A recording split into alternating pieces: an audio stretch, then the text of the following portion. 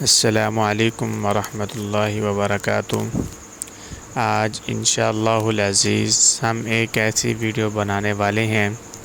اس video کے اندر انشاءاللہ آپ کو ایک ایسا وظیفہ بتایا جائے گا جس کو آپ کریں گے تو انشاءاللہ ثم انشاءاللہ آپ کو بہت فائدہ ہوگا۔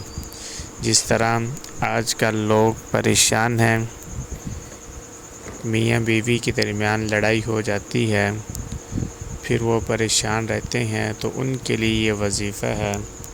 انشاءاللہ وہ یہ وظیفہ کریں گے تو ان کے گھر کے اندر جو لڑائی جھگڑے ہیں وہ ہمیشہ کے لیے ختم ہو جائیں گے انشاءاللہ ثم انشاءاللہ۔ اس سے پہلے تمام ناظرین ہمارے یوٹیوب چینل کو سبسکرائب بھی کر دیں اور میسج کر کے ہمیں ضرور بتایا کریں آپ کو ہماری ویڈیو کیسی لگی، اور ہماری ویڈیو کو لائک بھی کر دیا کریں۔ تو چلتے ہیں آج کے وظیفے کی طرف۔